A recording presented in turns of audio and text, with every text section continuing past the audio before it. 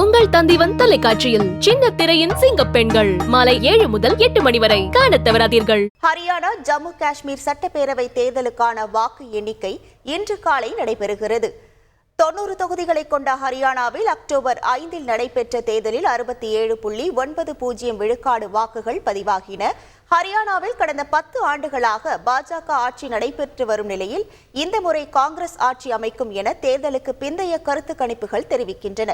ஜம்மு காஷ்மீரில் மொத்தம் உள்ள 90 சட்டப்பேரவை தொகுதிகளுக்கு 10 ஆண்டுகளுக்கு பிறகு 3 கட்டங்களாக தேர்தல் நடைபெற்றது. மொத்த வாக்காளர்கள் கிட்டத்தட்ட 88 லட்சம் பேர் என்ற நிலையில் 3 கட்டங்களிலும் சேர்த்து 63.88 விழுக்காடு வாக்குகள் பதிவாகின.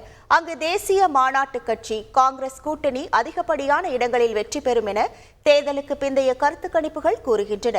மத்திய ஆயுதப்படையினர், மாநில ஆயுதப்படை காவல்துறையினர், மாவட்ட காவல்துறையினர் ஆகியோர் பாதுகாப்பு பணியில் ஈடுபட்டுள்ளனர். உங்கள் தந்திவன் தொலைக்காட்சியில் சின்ன திரையின் சிங்க பெண்கள் மாலை 7 முதல் 8 மணி வரை காணத் தவறாதீர்கள்.